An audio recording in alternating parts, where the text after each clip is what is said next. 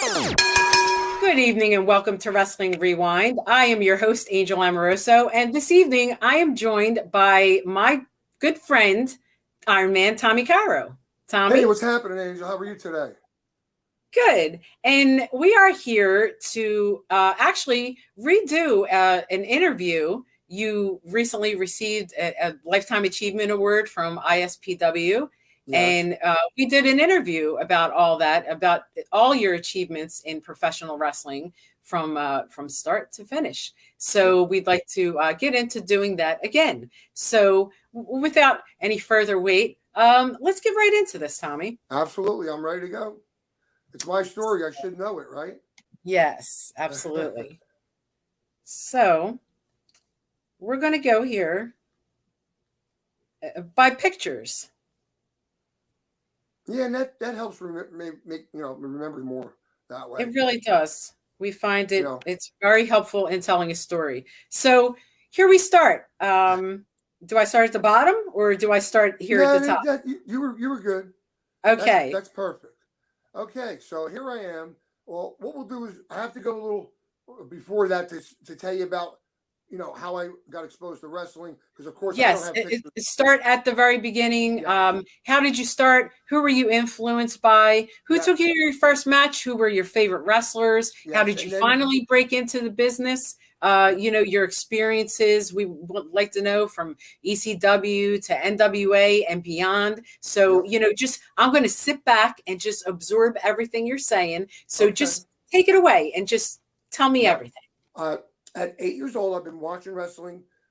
I don't remember. I just must have turned on the TV. Bam. So from 8 years old to about almost 10 years old, I have been watching wrestling on my own. My uncle was a fan. It was just something that it caught my eye on TV. So fast forward almost to 10 years old, I'm sitting in the living room and I'm watching the TV and I'm watching wrestling, and it's Ray Morgan doing a commentary from Washington, D.C. The big match for the night is a tag match between Bruno Sammartino and what was his kayfabe cousin, Antonio Pugliese, a.k.a. Tony Parisi. So they announced the heels. I think it was Baron Cicluna and King Curtis. And the heels come out to the ring, and they announced first Antonio Pugliese. And he comes out to the ring alone. And then they're looking around, and they start to announce Bruno, and they're like, he's not here. Must have missed his flight. That's the information that we're hearing. So at that point, what do the heels do? They put the boots to Antonio Pugliese, beat him down. All of a sudden, you see Ray Morgan turn his head. What? It's Bruno. He just came in from the airport. His tie's hanging. He's got a suitcase with a shirt sleeve hanging out. Really cool stuff. Well, he comes in the ring, and of course, they're back to back. They run the heels off. I'm screaming. My mother comes running in the living room. She's like, "What's the matter?" I'm like, "Bruno." She's, "Oh my God, you're really making me nuts with this stuff." So instead of fighting me, she decided to support me. Called my uncle up and said, "Do me a favor, take this kid to the matches." Now at the time we lived in Belleville, New Jersey, a short hop, skip, and a jump to Newark, which had the Newark Armory. It was one of the armories that they used back then, like they did often. And he took me to see Bruno. He put me on his shoulders, and we followed Bruno leaving the ring. And I patted him on the back, and he turned around and made eye contact with me. Wow, that's it. Bruno looked at me. I think he sweated. He sweat on my magazine. I think that's Bruno's sweat. I was gone. And fast forward, Phil Varlise, who we did a lot of things together in the business, promoting, so on. They don't rerun those. Those TV episodes, they don't get rerun. They either don't show them or you move on. It's old news already. So we know that day, two idiots like us sitting in our houses a town away, watching the same thing. I haven't come across anybody else that I told that story to who recollects it. So that's how I got bitten by the wrestling bug. So now we're fast forward to this picture. All along I'm watching wrestling. That goes without saying. and that was me in the Junior Olympics. This was my dad was my example, you know. So you're that young, like I was at 2, and saw that bodybuilder. I'm holding a magazine. I already had the connection. That's what I want. I'm going to lift weights. My father had a big crate, a wooden milk crate of magazines, bodybuilding and weightlifting magazines. And I would go in the garage and sit there for hours. I got to tell that story about the little kid. There was an advertisement, this little stocky kid in the back. I don't know exactly what it was, but like I got mad. I'm like, look at this guy. Who's he? I'll beat him. I'll beat Air. That'll be me there, you know. So like I already had the volition to move in that direction. All right, so you can go to the next one.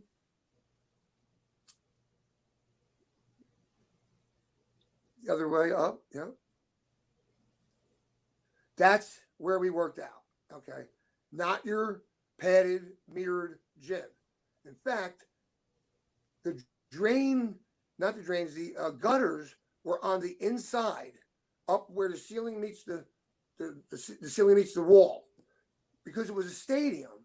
This is a concrete stadium with a straight back, and your 45-degree angle where the people sat. That's underneath. That's where we trained. I was sitting in the parking lot of the high school. When you're looking out, that's what you see, the front of the stadium from the parking lot of the high school. So I was standing there looking at where I'm going to be, because I'm totally infatuated even with the weightlifting. And I'm standing there, and this kid's talking to me, and I'm not really listening. So he says, did you hear what I said? I said, no, what? He says, well, are you going to the dance tonight? I'm like, what are you talking about? What dance? Every Friday night, there's a dance. I said, you know what, bro? Tonight, while you're out there dancing at 7:30, I'll be up there in that stadium lifting weights. And he probably thought I was nuts, but like I thought he was nuts. Like, I'm not going to no dance. I'm going to lift freaking weights in a leaking, dirty, dusty building. This place was there because we had an Olympic champion in our town. You'll see him in a couple pictures coming up, the team pictures.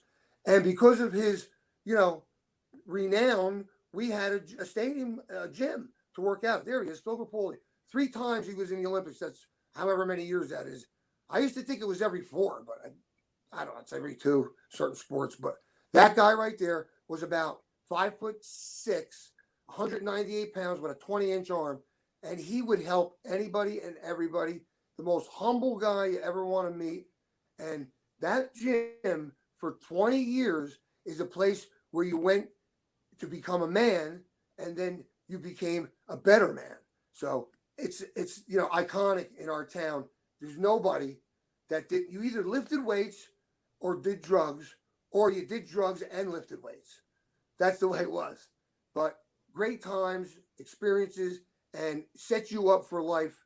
Knowing how there I am getting, I'm in a clean in a competition where I won the regionals, and that's a trophy for it, right next to it. So at this point, I'm like 16 or so, and I'm going to these meets on the weekends, and I'm doing martial arts, and I'm wrestling in high school, and I'm watching wrestling and going to the matches whenever I could go. I snuck out to them a couple times when IWA came to New York and challenged Vince McMahon. We were blown away when it just came on TV. We were like, what's this? We all knew who the guys were because we read the magazines, but we had no way to see them because all you got was the WWF programming. And now this came on, which was a similar feeling to when Southwest started showing up on TV. We were like, wow, this is great, because we were fed a steady diet of Vince's father's product and later Vince. So this gentleman right here to my left, Rene Gabay, we were sent by the town to the Junior Olympics in Tulsa, Oklahoma, 1974. How old were you here? So 74. I was born in 58, 68, 78. What? Wait. I said 58, 68, 15. 15 years old. I'm skinny, but look at the little knot around my knee. The muscles were starting to grow because I was lifting these weights. But the type of lifting I was doing in competition didn't really give you a physique. And I got tired of that, which is why I eventually broke into bodybuilding. So you can Go up that, and that gentleman there is no longer with us, but we were sent there together, and I'll never forget it. It's an awesome time. And there you see me with the, I don't know what that is in my head, some kind of mullet, and that's my dad to my left, Bobby Giordano, another near Olympian, and then on my right are two other guys. That's how we rolled. We traveled, we wore our t-shirts. I don't know why we didn't have ours on. And we went to these team meets and started beating Bob Hoffman's crew, which was Bob Hoffman owned and founded York Barbell that made all the weights. And he was like, who are these guys in these yellow shirts? How are they winning? Because we were good. We had the best talent. That was some kind of like outing where we went and spoke or something. And this is, another trophy. Now, this building, we had moved out of the stadium temporarily and went here, which was a rec house. Eventually, we ended back in the other building now upstairs and downstairs. So it moved around a little bit. But they never left us without a place to go because we had a team that was preparing for meets. They can't be shut out of their gym. We had the key. Thanksgiving, me and my dad, we eat, we go down there, we work out, walk across the field and get the key and open it up, and you smell that dungeon-like odor of concrete. Never forget, it sticks in your head, Yeah. Okay. Sounds great. We can move on from there. Look. Yeah, it was, and this is another team trophy, another team shot, just to show, we were a traveling team. And look at the guy. See the big guy with the big arms with the white shirt on the bottom? Well, up above him is me, what looks to be like a Jufro. You know what I mean? And not to be inappropriate, but that's a funny way to say it. But you couldn't even get your hand in my hair. And that didn't last forever, though.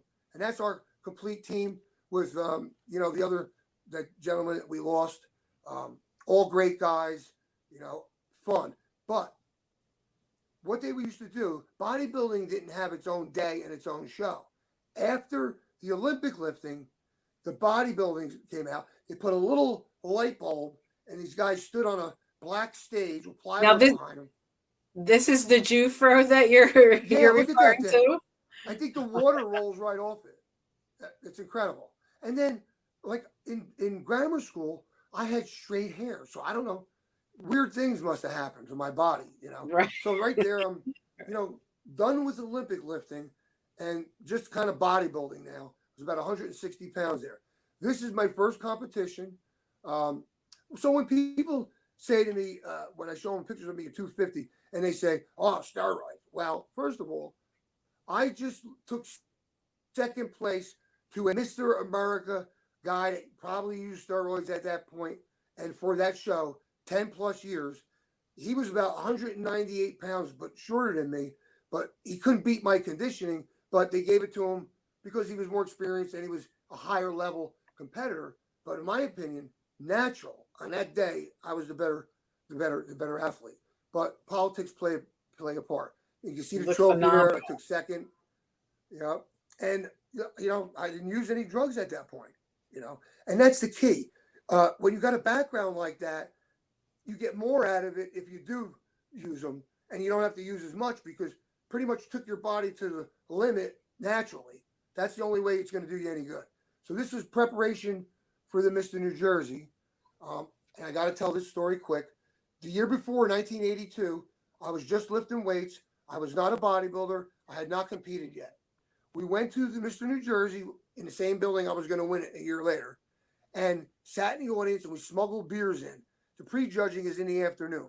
So we're sitting there drinking beer, and a kid comes out that I know, and I see him, and I go, shit, I could beat him now. I'm not even a bodybuilder. And that's a bold boast. And the guy's sitting with me, they're like, yeah, you're sitting here drinking beer. You didn't even compete yet. You're going to win that next year? Yes. What I did was I had to qualify first at another smaller meet just to go into the Mr. New Jersey. I went there. I placed I think maybe second. I don't remember. And then I went to the HERE Institute where they would dip you in a tank to do your body fat. I was scheduled to be in the light heavyweight. So 176 stops the middleweight, which I ended up being, and it goes up to 198.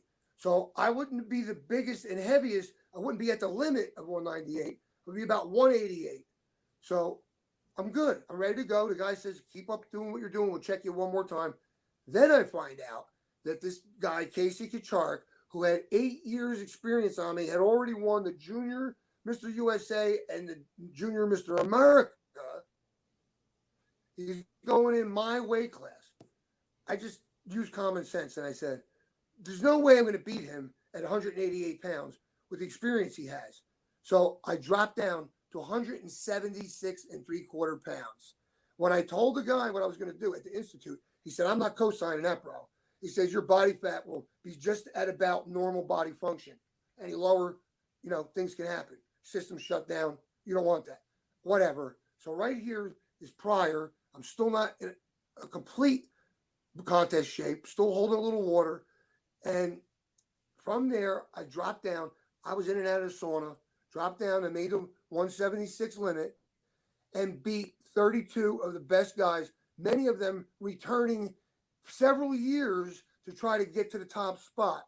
And I walked in there. So I went to see a guy that owned the gym to ask him, I needed some advice.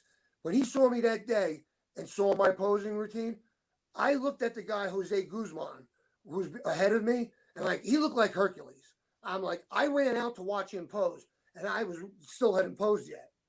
Or maybe I posed already. Yeah, I came out, I said, I got to go see him. And in my head, I'm like, I'm not going to win this. I'm lucky if I get a trophy. So here I am sitting, waiting for the results. And the guy next to me that I had asked for advice, the guy that I thought was going to win was his guy. He goes, you're going to win, right? I'm like, what? Don't even play with me. Don't be stupid. I know I'm not going to win. He says, bro, your conditioning is beyond anybody in there. So they call up, all right, for middleweight honors. In 5th place, boom, boom, boom. I'm like, okay, I'm not going to get anything. Maybe I would have got 5th. 4th place, Joe Smith from Atlas. I'm like, now I know I'm not getting none. 3rd place, so-and-so. And I'm like, I got my head down. I'm like, this sucks, man. I really thought maybe I could win this thing. 2nd place, and the winner of the 1983 middleweight Mr. New Jersey from Giordano's gym, Tommy Cairo. I'm like, what? He goes, get out there. And so I won. One shot, first time. A year before that, I had never stepped on a stage, but I picked it up quick. And, a lot of people doubted me. Rumors going around, but I did it. And the kids that were training at the gym and were a part of that whole process, they refer to the year that Cairo won the jersey. That's what they say. They remember that, the year that Cairo won the jersey. To be a big shot to those kids was awesome because I was really unaware of it until I heard it. And that is the key. Be humble. Okay. Yep. So that was, unfortunately, I didn't add a picture from me winning the Mr. New Jersey. I will, but this is the Mr. This was America. down at 175 around? No.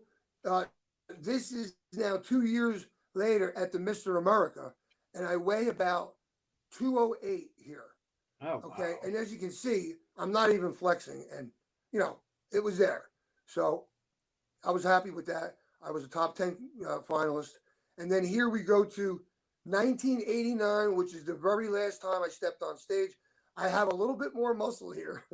I'm 198 pounds. I had a spit to make the limit on the scale.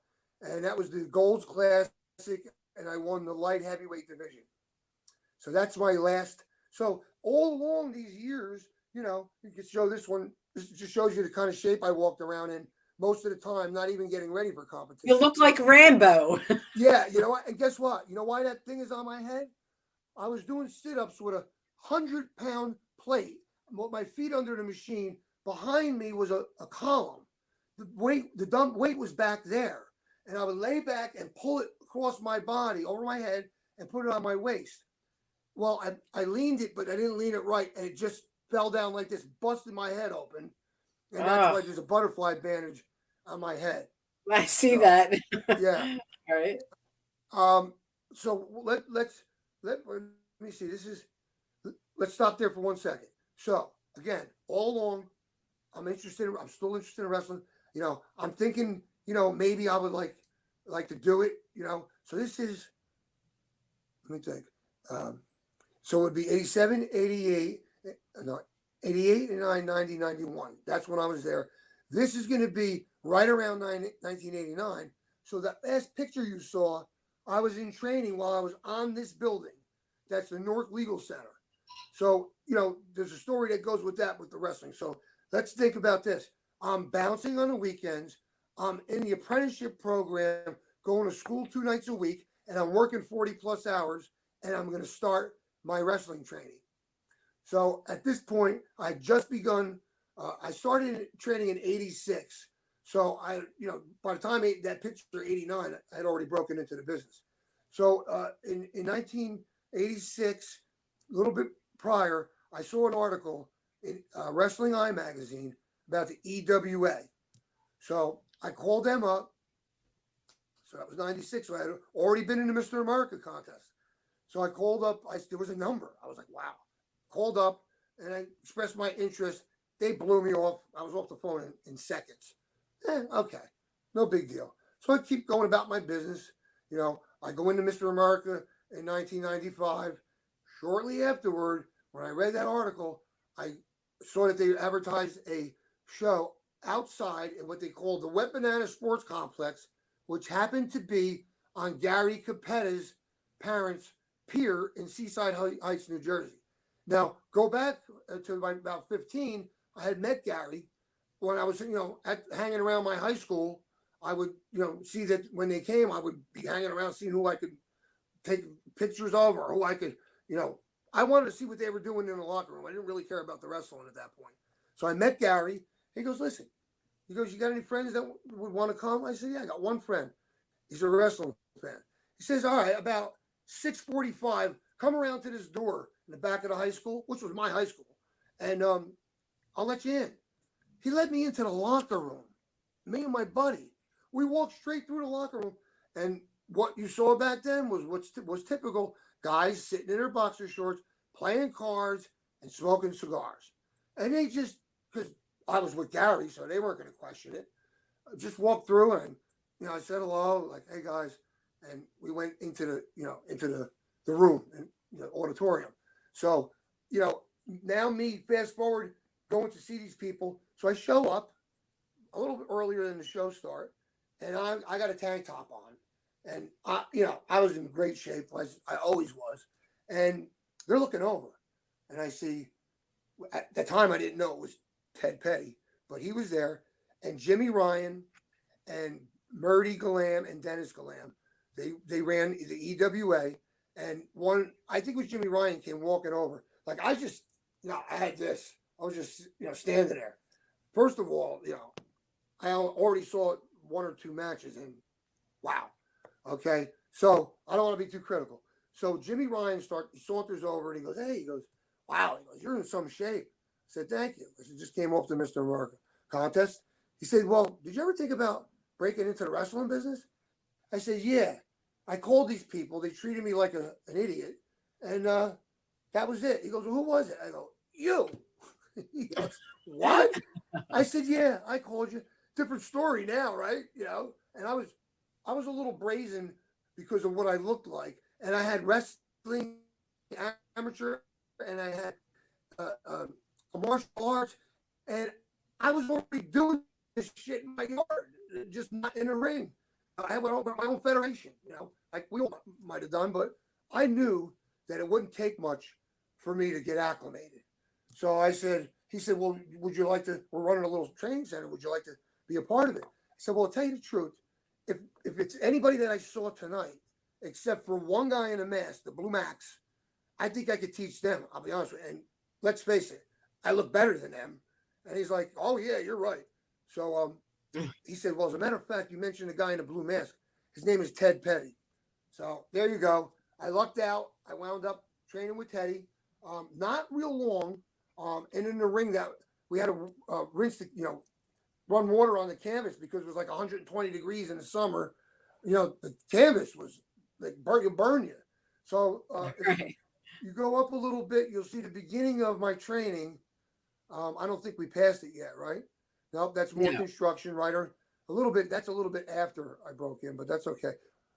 Right here, you could see the log water slide or whatever at the top of that picture. If you could bring it up a little more, the other one, yep.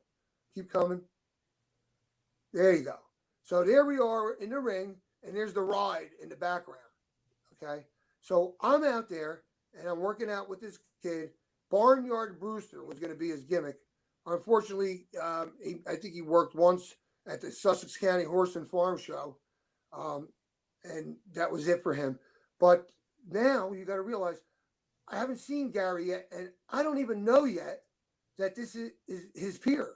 So while I'm out there, Gary Capetta, I look out and I see Gary Capetta. I'm like, I'm probably 60 pounds heavier, at 50 pounds heavier at this point in a few years. And he goes, Tommy Cairo, is that you? I go, yeah. He said, what are you doing here? I said, what are you doing here? He said, well, my parents own the pier. And that, they're running this little shows here. I said, wow, that's great. So we're going along, couple weeks into the training, doing pretty good, catching on. And who shows up but Tom Savoldi, Tom Fernini.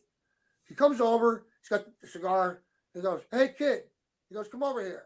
He goes, I want you to take this business card. I want you to come up to East Lyme, Connecticut. I said, for what? He goes, what do you mean for what? Did you get hit in the head too hard already? To wrestle. I go, I'm training. I couldn't even. He's like, you're fine. I was probably better than most of the guys he was using at that point. So I said, okay. Now I'm faced with. Now it was a good while off, so I knew maybe I could get my stuff together. I had no gear yet or anything, So Gary says to me, "Yeah, I heard that. That's great." I said, "Great." I said, "I'm still training. They're sending me up there. I don't know. You'll be fine. I've been watching you. You'll be fine." I said, "Okay." He says, you don't have any boots or anything yet, right?" I said, "No. I'm in like my fourth week here." I couldn't afford the $100 that B&A boot shop wanted. Paris, Arkansas, B&A boot shop. You trace your barefoot on a piece of paper with a pen and you send it in. Gary peels off a crisp $100 bill and gives it to me. Says, don't worry about it. Here's the address. Trace your foot. Send it out. And here's the other address to K&H, Carl and Hildegard. They were the first ones and only ones back then to make your gear. So within 6 weeks, I have my trunks, my gear. I take my butt up to East Lyme, Connecticut, work with Colonel De Beers. Now, if you go up forward a little further, you'll see my first match from the Savoldis. The other way. Keep going. Past that. Keep going. I don't know why that shouldn't be yet. All right, that's still training. But you remember there was a picture that had the AWA. There it is. See the AWA banner in the back? Yes. So, although the Savoldis cheated me out of $40, now, this is something I tell these guys. I was making $100 from the start. Yes, I started with Davey O'Hannon. His partner was Pete Reeves. I was introduced to him because he was my wife's best friend was his aunt. So at 12, when I found out that Pete Reeves, who had the article I remember in the magazine, his aunt was my wife's best friend. I'm like, I was over there bugging him at 14, So now fast forward, I'm working for these guys like the very beginning. Oh, I think it was Over the Top or whatever. But it was Davey and Pete Reeves. And I remember my first match in Wildwood Convention Hall, they gave me a $100 bill. And the next time I worked for them, they gave me 110. Now, nice. Find out that these guys are, working for hot dogs. And even the Savoldis, as cheap as they were, they only cheated me $40. I still made great paydays back then. Not like that anymore. And this here was the scene of me meeting, because we did a couple, like a little loop, a couple shots. And I met there and had the ability to talk to him for more than a minute. Vern Gagne. Oh.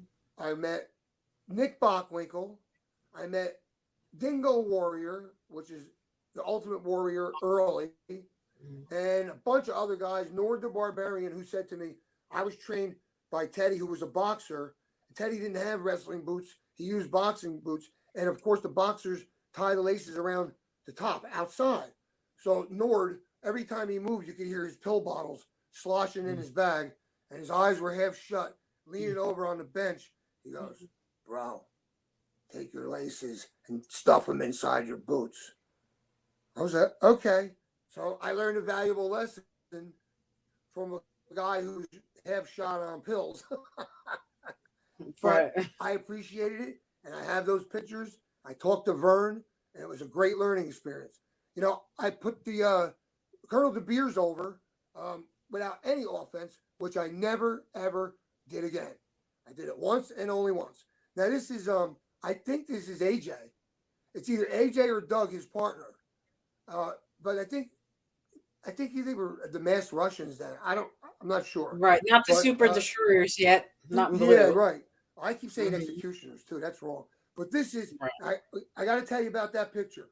Tommy Fierro tells the story years later, after I've known him forever, that I was the catalyst for him, pursuing wrestling. I said, "Why is that?" He said, "Well, you worked with my brother on that building that you saw earlier, and he told you when he found out you were beginning your career that his little brother was a fanatic."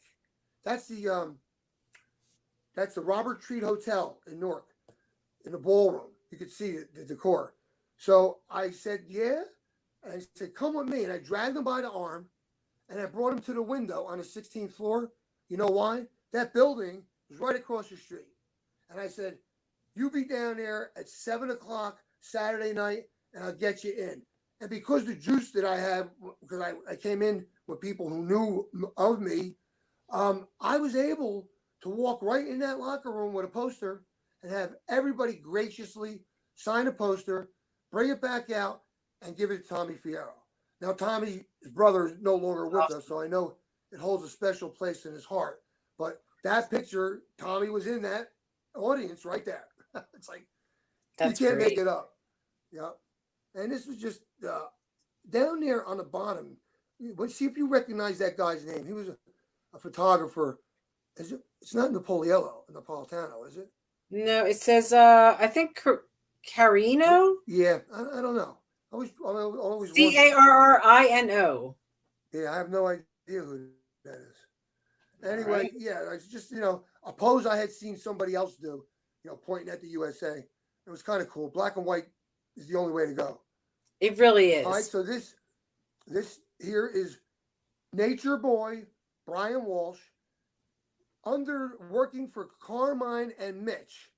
Went up to Oh, New England, took the ring truck, and did a loop up there with Davy G, was one of the masked Russians, and I met Brian there, around what year and was this, Tommy? this was probably 86, 87, because Okay. it was not long after I broke in.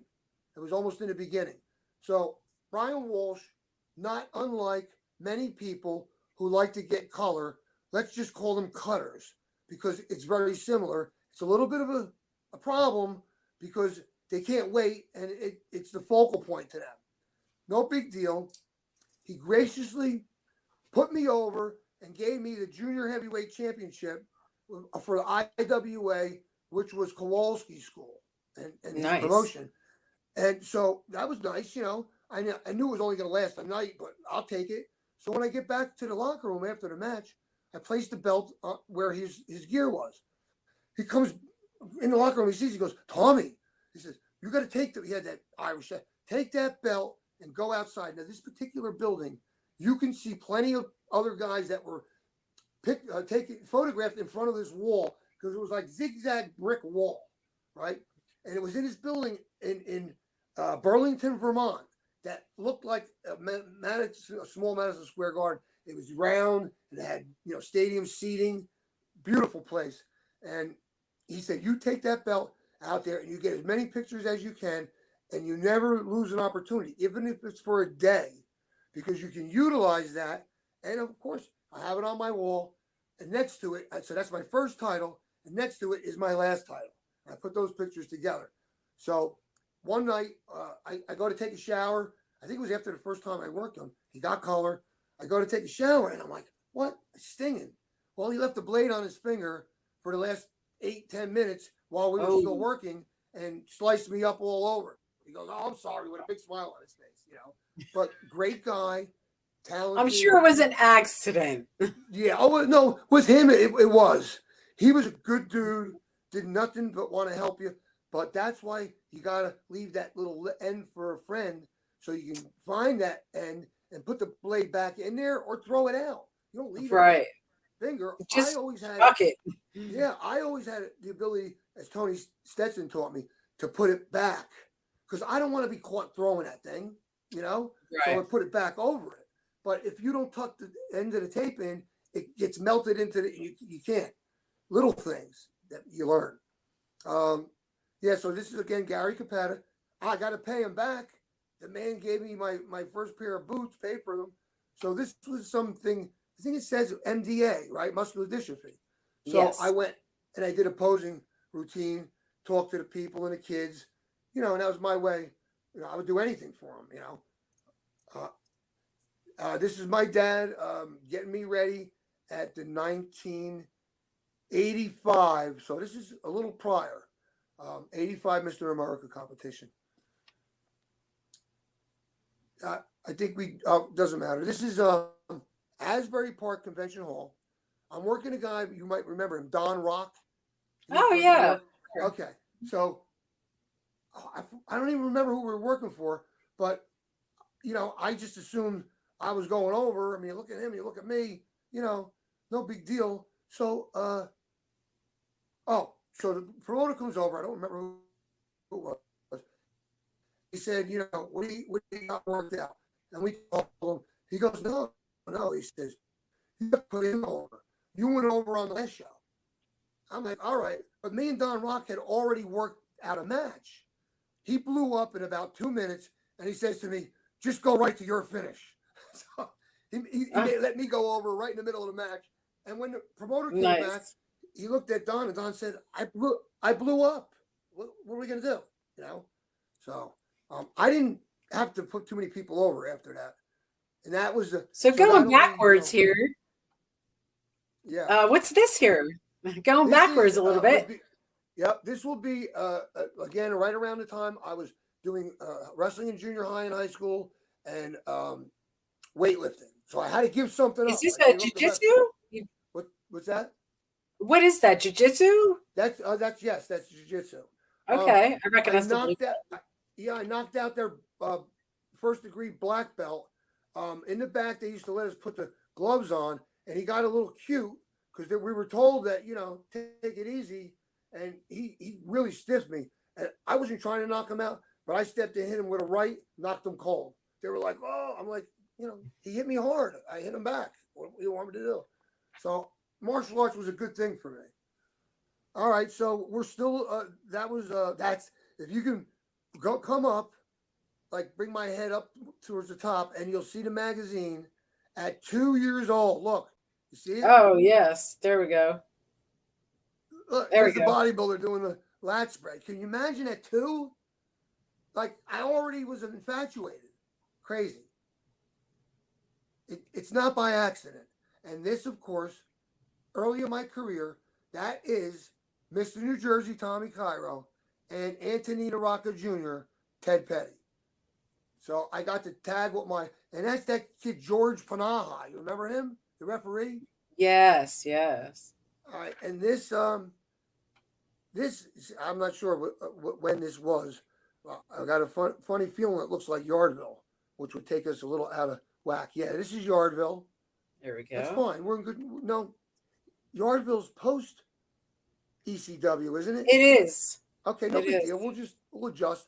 This is just a picture that people should look at and understand that that's why you know that's why you're able to do what you do. Without those people, you got nothing. And I always had the kids around me, so that was always great. There's the late great Dennis Corluzzo. Yes. We'll do these. That's fine. Okay. That was in Yardville, and you come up to the next one. That's me dropping an elbow on your boy. In Dark Domino Yep, in full street of the clothes. Misfits. The Misfits. Yep.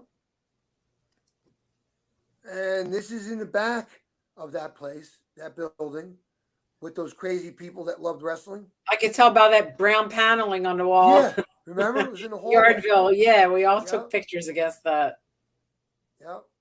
At this point, I'm carrying this NWA North American title, and Right. thanks to Dennis who put me in a bunch of matches with Dan Severn. Post ECW, I didn't have any trouble getting work because I actually got work based off of what I did there. So it was great. Look at that, man. That's beautiful. There's another Bleeding, with Derek. suplexing. Now, yep. And here's the one with the no blue mats. And you wonder why you can't walk. Okay. What are they going to land? Exactly. Or you have to And have surgery now yeah, and because that there just ring, wasn't enough protection. no. And if you look at that ring, it's one of the highest rings you'll ever work in. So that didn't help. Okay. Yeah, so here we are. Go scroll back up. I want to show you that picture on the right. No, too far. The next set. Right there where it says +6. That picture is Johnny Candido, White Lotus, Bowles Mahoney, John Rickner, myself, and James Pillman. James Pillman and Lotus were both trained by Heidi Lee's father, Noopy. And, Oh, Johnny Candido, when they were allowing him to get in the ring and his family just put the kibosh on it, we're not losing another. Chris wasn't dead yet, but they didn't like the business. And I guess they had a little foresight. And sure enough, they made him get out. Yeah, that was at our training center. 2 rings in there. This is also post ECW. This would have been at the Eddie Gilbert Memorial Show, wherever that was. And that's Domino and I. And on the caption, it says, "There's not much you can do when someone's superplexing you on the floor, but Domino at least could stick his fingers in Cairo's mouth." I guess you could say left a bad taste in Cairo's mouth. he was always doing some kind of weird stuff. Yeah, but see, this is the hot shot, isn't it? Is that what this is? Yes. Okay, so Bob Smith was working for that group of conglomerate of magazines. He made sure he got me in everything. Magazine article, introducing, hot shot, best bet. And that was big for me because, people saw it like I did, like you did watching as kids and getting the magazines. I lived my childhood, my teen years in the black and white pages of wrestling magazines. So, to be in there now. To be a hot shot, Yeah, it's an honor. Right. pretty cool. Yeah. I ain't complaining. All right. So this is we're gonna have to make sure we cover everything because we skipped a couple of years, but that's okay. That was Danny Hodge and myself at the Grace Hotel in Shinyaka. No, I can't even remember how you say it, but in Japan, outside of Tokyo. And I don't know who knows this, but the older guys will know, the more seasoned guys will know. He was famous for dropping H bombs. That's halcyon. And if you drop it in someone's drink, they're out. Okay. And they used to do that as a rib. Surely. So me having this information and being, stuck in a freaking hotel room, the smog was so bad there. You had to stay in a house, stay in an apartment. So, there wasn't much to do. They brought us over days before our big match, and you didn't have much to do. So either Dan Severn and I would go up and move the chairs off the carpeted area of the ballroom and roll around on the floor, or we would go on the fitness trails they had. But when you got back, there was no gimmick. We didn't have anything to, recreate. So I thought to myself, well, I know he's got to have them. So I went over there and I knocked on his door and he said, "Come in." We start talking and I go, "Bro, could you help somebody out with a couple of H bombs?" And he looks at me and he goes, "What do you mean?" I go, "No, listen, I respect you. You're a great man, but I know you're holding halcyons." Well, he cracked a smile and he went ahead and gifted me a couple. And at least I was able to make them last and, pass out because you couldn't sleep at night. The high-powered motorcycles all night. So that was a blessing. Anyway. And then we got Nick Bockwin, here. total gentleman, I mean, he really was the image. Like at the same time, Hogan was. You couldn't compare the two because this guy dressed in a suit, and here's Vern. Vern was another guy. It was just couldn't be any nicer. He saw my singlet and he inquired about my wrestling, but because I didn't go beyond junior high, I didn't say anything really. Now this is my dad, my late dad, myself, and Doc Diamond, the St. Mary's Church in Manahawkin, which many you may have worked there. Tom Rumsby used to run there. That's where we were running one of my first few shows with Phil um, for Force One Pro Wrestling, and I was back there, paying people, and my dad was with me. And there's Doc. When he found out that I keep that picture in my room where you can see it, he was so flattered. I'm like, of course, Doc. You're represented in my room any day. You're on my lifetime achievement wall for sure. So great guy. Sure. Always paid me top dollar. Yep. See, we got. Go back. Come back to you and Derek Domino here a little bit. Yep. Yeah. I got lots of color there. Yep. I got to tell this quick. So my mother's coming to this show. She never comes. So I tell her, Ma, go sit up way up in the top of the bleachers on the end where there's no people. Okay. I go in the back. I grab Domino, and that little window they usually have coming out of the gym. It's like got the wire mesh in it. It's just a little window like this. I said, right. Come over here. He says, what? I go, look up there. You see that lady way up there by herself? No, cuz you already knew. I said, here's what's going to happen. We're going to spill out of the ring like we always do. We're the furniture movers. What did Luke say? Move some furniture. We don't have to waste any time. Let's get outside. I'm going to drag you up there. And on the way, I'm going to grab anything I can. You already have color. I'll be busting you in the head. And when I get you up there, I'm going to run you up and get right in front of my mother. And I'm going to smash your head with a can. And I'm going to beat you all the way back down. So this is the return trip back down. And you can see I got him on the stands. And there's my mother up there, right? So after the show, I went to see her. She's half crying and half laughing. She says, I didn't raise you to be like this. And I was like, yes. If I could get my mother to say that, then I must be doing something right. She thought I was nuts, I was already bumping in the house when she would hit me. I'd fly across the room for drama. Oh, boy. Now, this is post ECW also. Okay. We'll go back to ECW, actually. We're filling in the time after ECW right now. So just move, You know who I was working for? You know who Bad Attitude was? Yes, of course. The two brothers, the big guys. Mm-hmm. And they had a falling out. And interestingly enough, a few years after I worked on the boardwalk for Gary Capetta, Dennis Corluzzo was running a show at the convention hall, and we were working for Darren and his brother. At first, Luke was involved, and another little outside arena up the street. And that's the night we went and took back the Doc's belts, the NWA tag belts. Oh, Dennis had them. We walked into their show. We took the jitney down there, walked in, and I took the belt right off the table and started making my way back down. All of a sudden, I hear the cop car. Burp. Told him the story. He goes, nonetheless, you got to return it. Doc was just so tickled to death. I just walked in here and took that belt right off the table. Not knowing I was going to end up working for Dennis, but that's the way it was back then. So that was a funny story. And again, I wound up working for Dennis after ECW, and he took care of me. This is at the Outlaws, which would be at the tail end of my career, and still promoted after that. But we brought wrestling to the Tropicana, co-promoted with the WWF.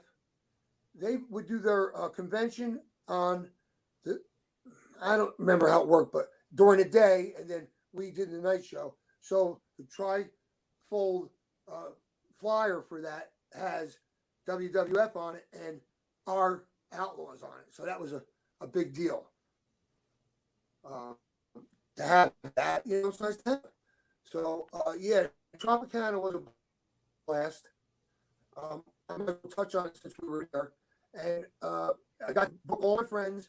They all had a couple nights in the hotel free. I was running a health club, and I met the owner, and he says, "Yeah, I heard you wrestle." He goes, "Why don't you run something here?" I said, "To be honest with you, I was going to ask you, but I was going to wait until my 90-day whatever is over because I don't want, if that goes south, the wrestling goes south, I don't want to lose this job." He goes, "Nah, that won't happen." I used to go down to the beach. Cousin Luke would come down. Pat Tanaka would come down, uh, file a phony report that he got camera equipment stolen. Patrick So one day, with his yeah. So one day stories. I'm sitting at the desk, right? Here comes Patrick because he would come and work out. He would visit me. So he says, "I'll be right back. I got to run this down to the legal department." He had like a folder in his hand. I go, "What's up?" He goes, "Nah, the camera equipment I got stolen." And he gave me the offer. I'm like, "All Oh, right." boy. So here at my place of business, where I work, you're coming under my jurisdiction, but that was Pat. You know what I mean? So, we make excuses for some people, and we probably shouldn't. But when So here we they're, got these Power Sports Production LLC. Now this was yes, NWA that Coastal, right? that was, yes, it was NWA was One Nation was something that we were holding on to that we were going to create later, but we The Outlaws added. of Wrestling. Yes, and Outlaws was the Tropicana, and Hmm. the NWA was what I did with uh, Freddie and Phil. So Okay. we put those. It was nice to have that logo. Now this is wow. There's Dick Worley, the sweetest man I ever met. And when he met my wife for the first time, he said to her, I said, "Dick, I'd like you to introduce you to my wife, Alba." So he looked at me, he looked at her. He says, "You're married to this guy?" She said, "Yep." He goes, "My condolences." Yeah. Now, I don't know if people in other, areas of life have this, but there's no greater compliment than he could have given me by saying that, because you can only say that to about or to people that you have a certain relationship with. All that means is he loves you to death when he says that. That's not a knock. That's a Right. knock by somebody who doesn't know you enough to say that. Not him, the man. That guy is no better man. So I found out after he passed, in a post I responded to, and it was his daughter. So she got me a messenger, and she said, "I didn't really necessarily worried about putting it out there, but I wanted to let you know, in case you didn't, my father loved you. He thought the world of you. Every time he came home for a show that you were on, boy, that Tommy Carr, every time I see him, he gets better now. There's a good guy. There's a guy that's not going to let this business, ruin him." I was like, I wanted to cry, because what a fine man, and stood only 5'3", but it felt like he was 6'6". One of those guys that could pull it off, the best. And this is at a convention where I met Mighty Mike Kimmel. You know who that is? Mike Marvel. Anyway, he's an author, an actor, very smart guy, and he took that picture. That was very much in the beginning. This is not too long ago. That's Little Guido, Tommy Rich, and myself. And as you know, our debut match for ECW was with Damian Stone, aka Little Guido. Um, I taught him how to make the blade that Tony taught me how to make in my apartment down in Little Egg Harbor, where we stayed while we were going to Philly. So I brought him around, everywhere we went. Now this is funny. This shows a like-minded attitude. Look at the pursed lips. Neither one of us, we didn't say to each other, "Well, purse your lips." That's the picture. And look at that. Isn't that funny?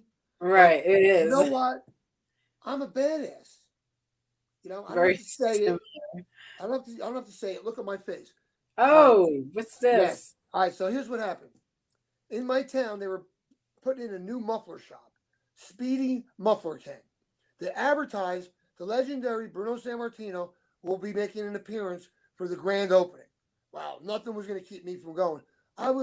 This is maybe a year or two before I broke in. So I get there, Nobody shows up but me.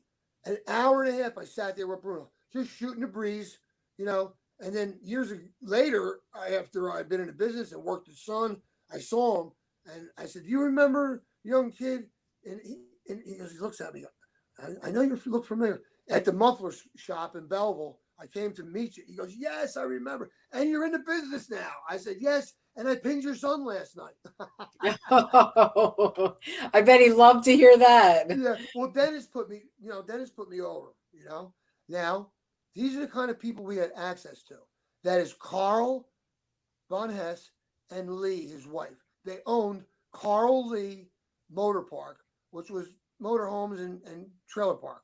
Um, we would go there and sit with him and go in his spare room where he had all the stuff. And every time we went, he did the same thing and he pulled stuff out and always gave us something. I have something here. I got to put it up. It's an old poster of him. And he told me the story about they used to sleep under the ring. So instead of getting a hotel, and they didn't want anybody to see them by sleeping on the ring. So quietly after they washed up after the match, they go under the ring and they sleep under there and get up in the morning and leave. So we had him at our Wow. disposal, and he was just yeah. We honored him at the Outlaws shows. Yep, he was he couldn't even keep him straight. He was crying. It was great. Uh, Billy Robinson on the in the plane going to Tokyo. Another one of the guys we had access to over there. He put up with my drunken shenanigans on the plane and let me put him in an armbar. You could see the smile on his face. And he also was the one who found my missing passport. So Oh, apparently nice. it had slid underneath my seat when the plane was going up. Uh, this is uh, fast forward to 2000. This is the Outlaws of Wrestling. This is Ted Petty, Rocco Rock. So it was Rocco. It was Public Enemy against the Pitbulls. So yes, and here's another big name. You got Buddy Landell. So our cars were stacked. We had everybody. If they weren't signed to a major group and I knew them, they were there. John Cronus, my absolute best buddy who I miss dearly. Now, on the right, we said this last time, on the right in that corner is a person that I'm sure people would know if they could get it. I don't. You can't get more of that picture, can you? No. No. That's Trent Acid behind me. Okay. Yeah. So not only did we have, the best of the experienced guys, we had the stars that were yet to come. And here's me and Cronus. We got charged a lot of money because they were charging like $250 for a broken table. And we And broke with all plenty that tables. blood, I'm sure they had fun charging. Yep. Look at I that. miss him. Quick story. I'm working for Panzerino and Gino Moore, and we're backstage, and John's smoking a cigarette, and Gino goes off and hollered. I stood up. I go, "You fat piece of shit! You couldn't carry his jock strap. Who do you think you are talking to him like that?" But John was like a child, meek. He didn't care. Okay, I'm like, no way is he getting Yeah, away with that. very innocent minded. Yes. And here's that's me addressing the audience. And then this is Missy and little Jeannie Durso. And we actually turned on her and beat her down. And this is after, I got, I guess, knocked out. And here we are again. It was a good time there. Now, this is also at the truck. Go back. That's Cousin Luke on the right. My dearest, best friend in the business. He didn't ever do anything but put me up there on top, pay me top dollar. Great guy. All right, coming up, you'll see me and little Guido outside the ring. You remember that ref right there? I forget his name. No, I He actually was don't. around. I He was actually around. don't remember that one. Yeah, that was also post ECW. Okay. So that was, let's see, 7, 8. There we go. All right, post ECW. I don't. Of course, I don't know where that was, but that looked for me, especially with the dog collar, the bald head, and the goatee. That's Yeah, from this why. here to that. Yeah, right. But that's the real me. That's my gimmick for wrestling, right there. Most comfortable in that, and tend to be heelish. I got meaner as I got older. Right there is Williamtown, New Jersey. Dennis Corluzzo, supposed tournament final match for the NWA North American title against Devin Storm, and we did it up. Here's some locker room shenanigans with none other than Domino, one of my favorite opponents to work. This piece of crap right here, I Yeah, should we have could get choked him. back to that, You know actually. what? If I'd have known what I know now, even with my own experiences with him, what he did later on, I would have finished him right there. I had him. I could have squeezed the life right out of him. So I many don't of know. us wish that we could turn back time. Yeah, Here's some more shenanigans with Dark yeah. Domino. That's cool, Hmm. Mike V. Mike V made all the belts for ECW. He made the North American belt. He was very tight with Alex Rizzo, Dick Dudley, and he disappeared. He has that agoraphobia, like he can't leave the house. And Oh, then I when hear when Alex died, that was it. He disappeared. This is a moonsault onto Ian Rotten, and you him. recognize that Incredible. ceiling. That's in um, Yardville. Great shot. Thank you. I like that. This is me, uh, metamorphosed into, um, you know, more of a heel. And this is again working with. You can see the T-shirt working with the Darren and his brother, who Bad incidentally had attitude. a falling out. Never talked to each other. And this is 1995 when the Cauliflower Alley convention came to New York. And I'm not bragging, but honestly, I was a little blown away. I was outside the ballroom, sitting in the, standing in the entranceway, for no other reason. I'm not kidding.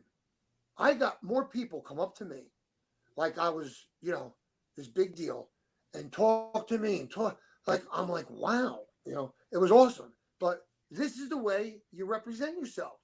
This is the way the Exactly. old guys did it. That's me and Dan Severn. Uh, Oh. Thanks go to Was um, that's for Dennis, right? yes, that's NWA, for New Dennis. Jersey. So when I left ECW, I immediately got work with Dennis.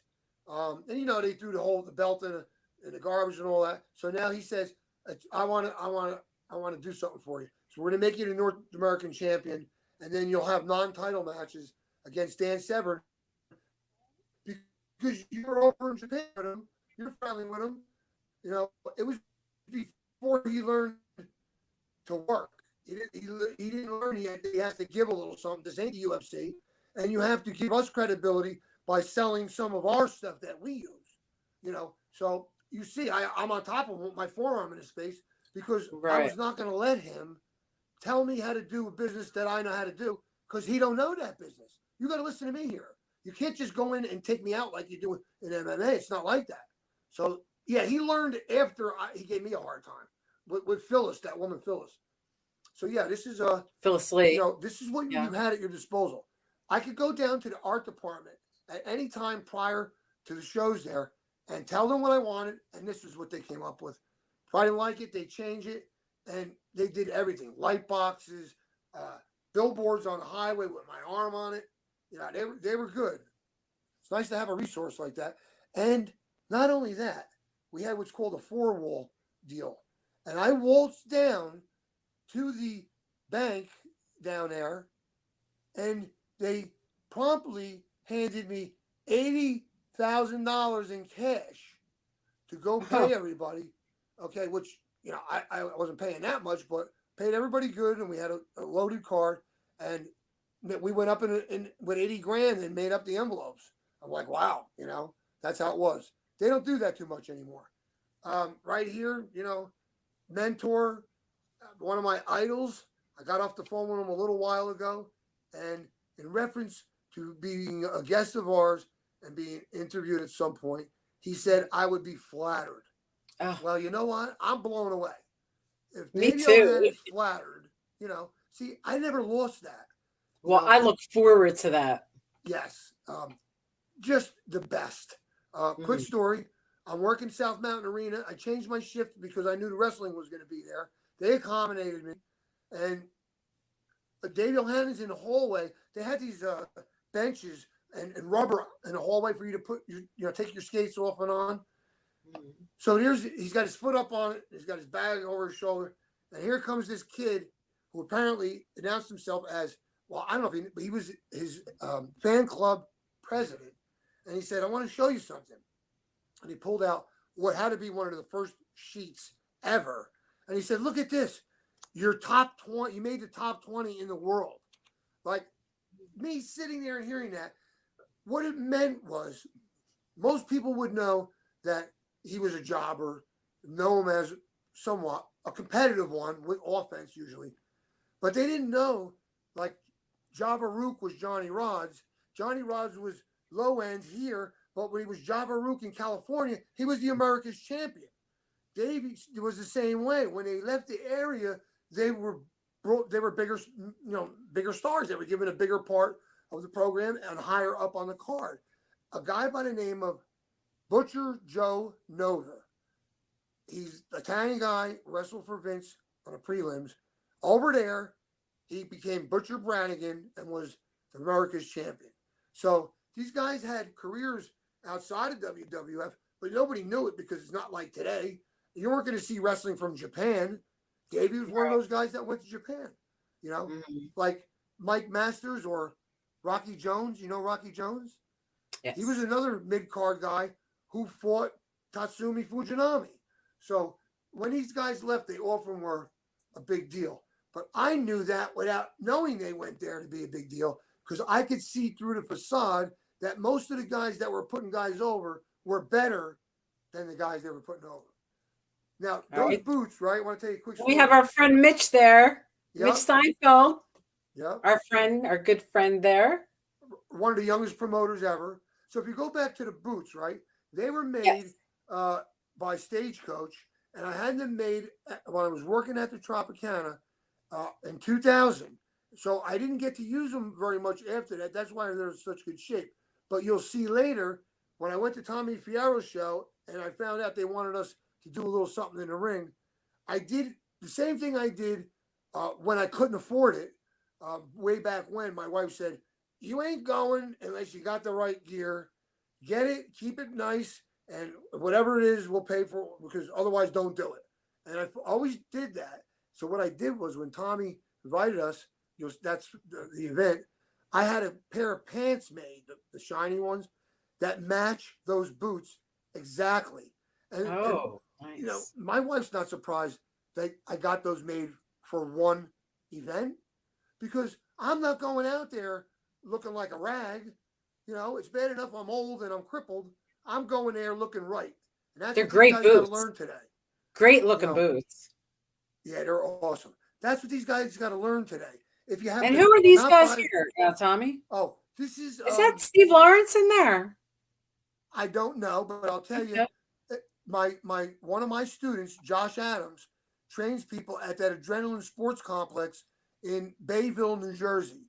So they invited me down, and I watched them work and do what they were going to do. And when it was over, the owner, I don't know his name, was gracious, said, Tommy, can you talk to the kids? I said, absolutely.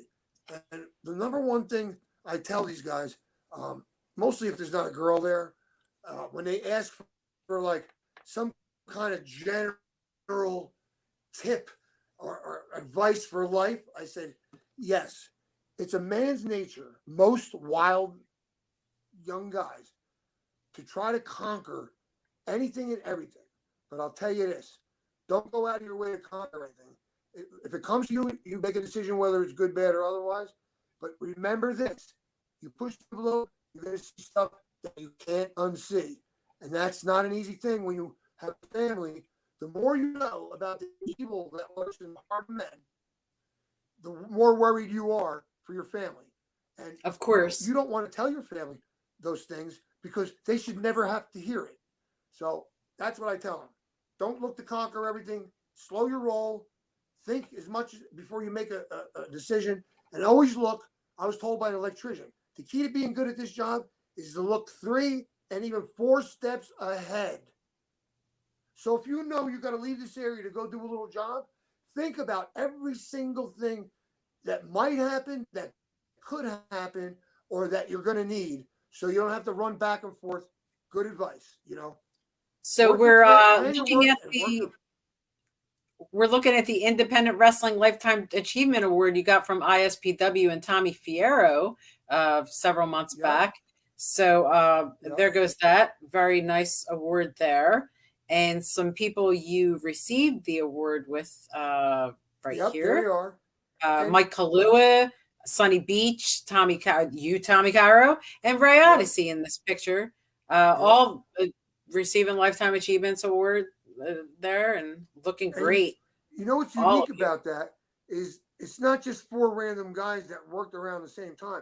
We all worked together at one time or another. So it was great to be sitting there lacing up our boots all these years later. It was great. There goes one with Andrew Anderson and Ray Odyssey. Yeah, Andrew Anderson told me a few years ago when we went to Docs to get awards, I was scared to death of you. He goes, really? I knew it's a work. He goes, but man, the intensity that you carried around with you. And I'm like, what? You know, I'm oblivious. You hated me? He goes, bro, everybody was scared of you. I'm like, cool. Maybe it's because I worked with Manny for 2 years. Maybe. And who's that? That's Mrs. Peaches all these years later. Oh, that's Peaches. Lori. That's Lori, yeah. All right, Lori. Where was this? Hamburg Fieldhouse. All right. About 6 months ago. Oh, here goes the tights, Tommy. Yeah, there's the pants. See the IM for Ironman. That's my design. Nice. Lucha.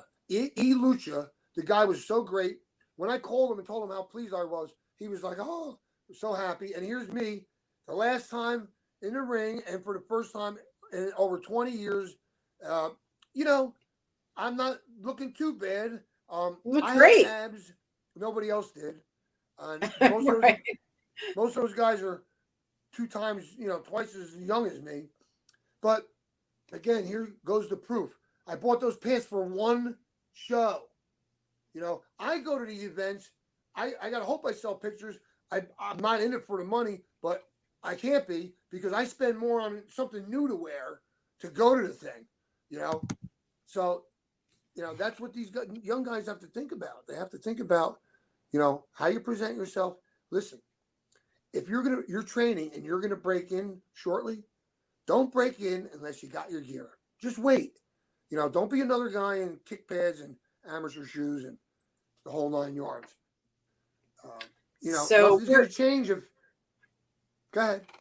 We're going to move on to ECW. Okay. We're rolling up on an hour and a half here. Yep. So quickly, let me get stuff we gotta cover on that. To us. Okay, to stream. Okay. All right. So intro to ECW. First off, I want to read this article from Ring the Damn Bell that I found. Yep. And this says, in 1993, when the ECW was just beginning, Tommy Cairo was extremely, no pun intended, instrumental in help shaping how ECW's wrestling style would be different compared to the other mainstream federations. Cairo was originally aligned with the Sandman and helped assist Sandman in his feud with Jason Knight. The friendship ended with a temporary blinded Sandman accidentally hit Peaches, Sandman's wife. Cairo went to the aid of Peaches.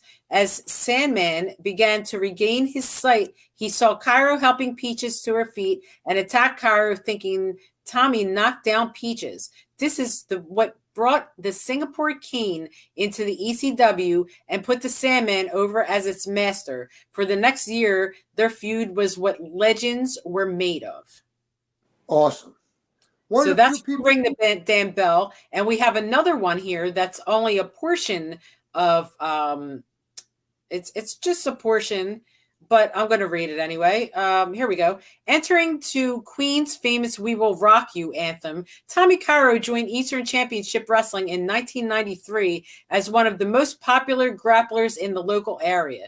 That year, he won a battle royal to become the NWA Pennsylvania Heavyweight Champion, a title he held for nearly 3 months. In ECW, he became an ally of the Sandmans by forming a tandem to battle Jason, known as the sexiest man alive. But the pairing soon crumbled when Cairo became involved with Sandman's wife, Peaches. Now, this was a quote. I don't know if Tommy Cairo finds this interesting or not.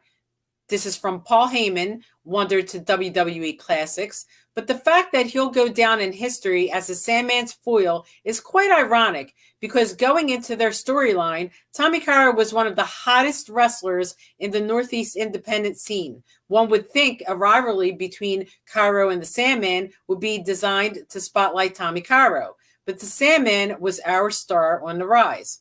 Less than 2 weeks after a widely discussed caning of an American citizen in Singapore in 1994, Cairo and the Sandman faced off in a Singapore caning match.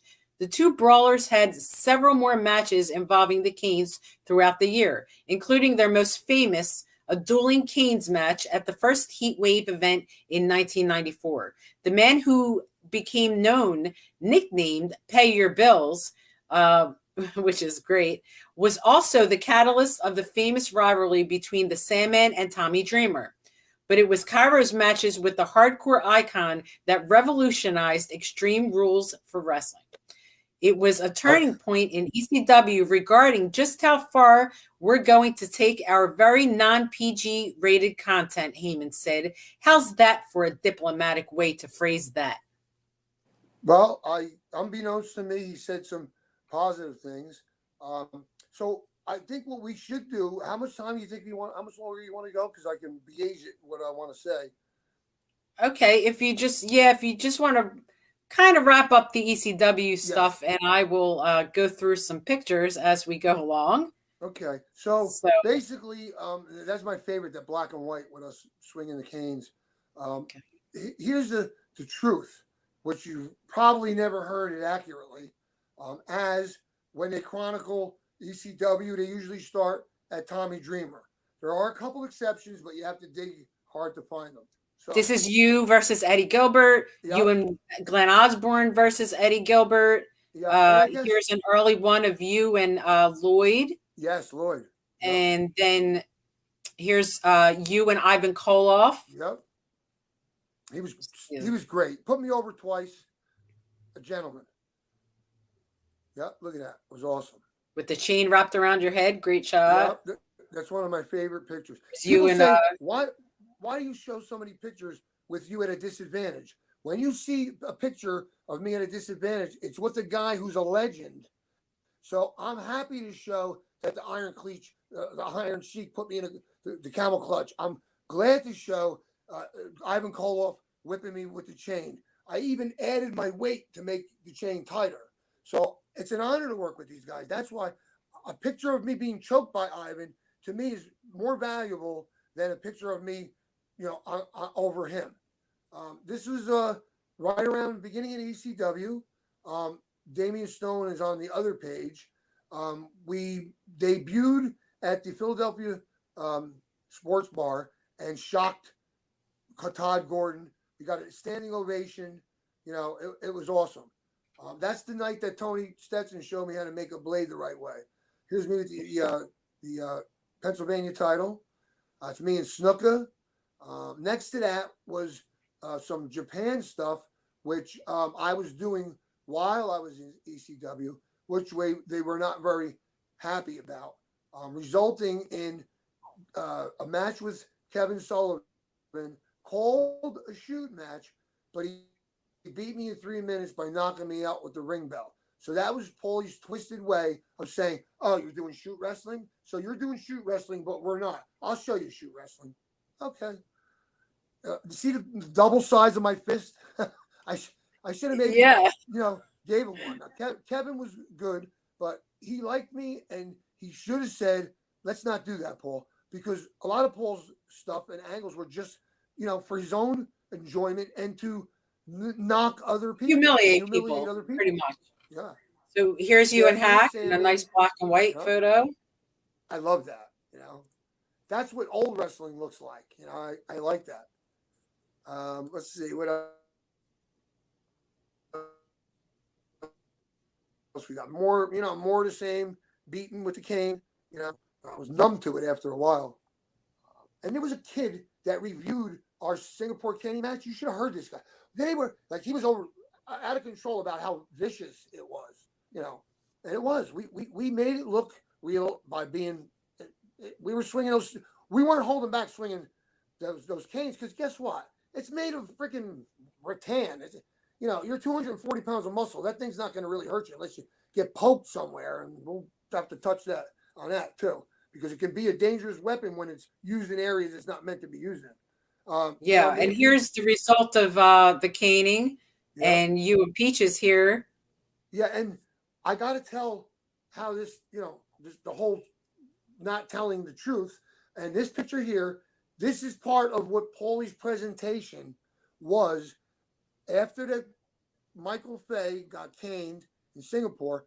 He addressed the locker room and wanted volunteers to do a bunch of angles using the cane, kendo stick, and he made it a point to say, you'll have to get color on almost all the matches, and it won't just be your head. So, you know, nobody raised their hand but me and Sandman. So when people want to take credit for what we did, I get upset. That's the answer, is that he asked for volunteers. Nobody did. We raised our hands, and they weren't drinking the Kool-Aid yet, the whole locker room. So they came up to us after we volunteered and said, well, you know, what is he going to ask you to do next? You know, maybe that wasn't such a good idea. But they all continued for 20 years with the hardcore style. So, you know, the truth is, I lay claim, you know, Tommy Dreamer, the innovator of violence. I think he's the innovator of garbage. Pardon. And we had been doing a year of this before Tommy Dreamer got involved. Okay. And so basically we cooked the food, we set the table, and they sat down to dinner. So after your feud with you know, your whole pairing with Peaches and your feud with the Sandman, then things evolved from then. Yep. And the whole storyline is somehow Lori Peaches was with Tommy Dreamer, which is a match here we're not going to show, but right. You know, it's there. It was a mixed tag team match that we had, and this was after my introduction as the Virgin Princess Angel. Yeah, you also can see that promo on YouTube. So after I was introduced as the Virgin Princess Angel, who was interfering in your relationship and whatever you had going with Peaches, then we had how many matches? Let's see. Not too many. Not too many. Here's us from Hamburg Fieldhouse. Oh, it's my favorite picture. That's a good one. And that night, I don't know, Peaches didn't show up. So I was training Francine at the ECW arena at the time. So I wanted her to work, and I flipped out on Paul. I was like, I really wanted her to work, yelled at him and everything. Ended up giving her the tights that I was going to wear. And I wore some shabby looking tights. And there goes us at the end of the match. You're pulling Francine off of me there. That was one of her first matches, I believe. She must have not made a big impression on me because, as I told you, I don't ever remember being in the same ring with her. Yeah, I do recall you saying that. And then we got into our match, which was yourself and me, the Ironman Tommy Cairo and the Virgin Princess Angel, with the Sandman and Woman versus Cactus Jack and Tommy Dreamer. So why don't you talk a little bit about that? Okay, so basically, I didn't know a lot of what was going on that was negative regarding yourself, but that was by design because they knew if I'd have known, there would have been some payback. I would never allow some of the stuff that went on if I was privy to it, but we weren't. I was left out of that, and as we'll see, they had a habit, Paul and company, of going off script and going into business for themselves and forgetting that it's a work and changing things without letting everybody involved know. So while I'm selling outside the ring, doing what I'm supposed to do, but let me say this. First of all, you should never, ever have to worry about going into a wrestling ring and somebody going into business for themselves. It's a work, guys. You're there to work together. When you leave the other people out of your plan, you're just being a complete idiot. So I didn't know. So to wrap up and to get to where you're getting at, the end of the match, as we all agreed, would be Mick Foley, Cactus Jack, caning me in the head. I got some color, and that was the end of the match, as we all knew it, as we all understood. Well, at the end of the match, instead of me just getting a color and leaving the ring, being stretchered out, Tommy Dreamer went and picked up the cane. I'm sorry. First, initially, you'll see here in this picture, he came over to me and kicked me in my face. Okay. You can see that, right? Very unnecessary. Didn't know that this was going on. So then he takes the cane and lifts my legs up in the air, as you can see there, with the cane in position. I figured at that point I would go with it. I wasn't told it was going to be done, but I would go with it anyway. You know, no one had done this before. No one had done cane shots to the crotch. I didn't know how it would affect me or how it would turn out, but I was willing to go with it. I knew it would hurt, but I was not expecting exactly what happened. Now, to just explain this a little bit, Tommy, you know, when you get hit by the cane, it's got a pullback on your skin, like it did.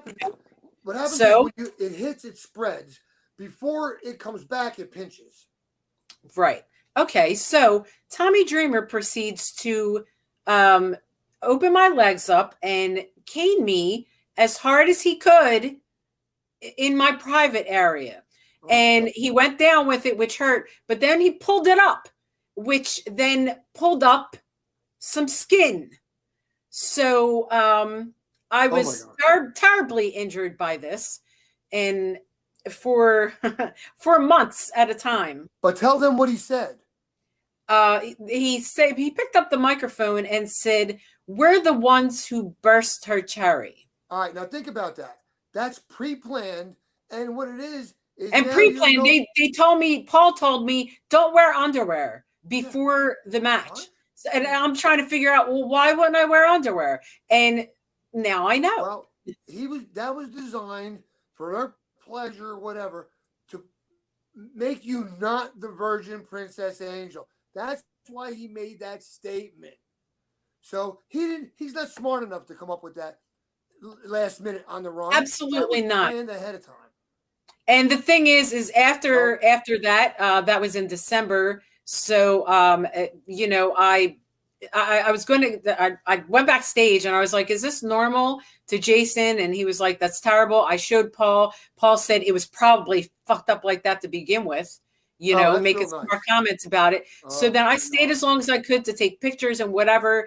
And when the pain was just too bad, I had Jason, who was supposed to be bringing me to the hospital, bring me to my parents' house.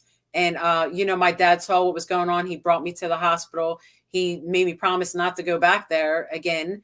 And I didn't. And I actually got to stay with them for a good 6 weeks, from December to about February or so, mid-February. And after promising not to go back, I went ahead and Paul called me and said, bring your wedding dress. I got something for you in February, months later. So by that time, I was injured. I couldn't work out. I couldn't do anything. I gained a massive amount of weight, and we're talking like over 60 pounds or so. So I didn't fit in that little dress that I fit in previous. So I had to go out and buy a wedding dress, and I snuck my way over there, you know, to please him and, you know, his demands. And I get there and I'm put in an angle with, for some reason, Jason and the Pitbulls and Jason the Terrible. And that, and if anyone saw it, it was the issue with the situation with Hack Myers. And I had no reason to be there. Hack Myers, I couldn't even get in the ring because I could barely walk, and, you know, from the injury. And Hack Myers was to give me a pile driver. As you can see, I still didn't know any of this. Well, Hack didn't know. No, I wasn't a big complainer, so I wasn't telling everyone my business. But as you can see there, I couldn't get in the ring at first. And then once I did, after the first few punches or whatever, he went to pile drive me, and I couldn't even lift my legs up in the air. I was so injured. So that's it. My legs ended up collapsing over the top of my head and hurting my neck really bad. So, and after that, the audience sang their na na na na goodbye song. And that's when I knew that it was pretty much planned for me to leave. And that was my exit out. So that's how I left ECW. And then, you know, you were gone in December, and then I was gone in February, 2 months after that, just because I guess they injured me and didn't feel need to have me around. You know, just by the statement that he made, this is low life, scum of the earth, deviant, criminal behavior by a man. You know what, Tommy? We're going to get to that and a lot more in future episodes of Wrestling Rewind. And also, we have our show, our new show coming up, Wrestling Archives. So we hope that you'll all join us for that. And I hope that you join my interview with Tommy Cairo and got to know everything you've ever wanted to know. And look forward to our interviews coming up here on Wrestling Rewind, and hope that you'll join us back very soon. Thank you, Tommy, for that in-depth interview. It was great. And until next time, have a great night and a great life. Good night.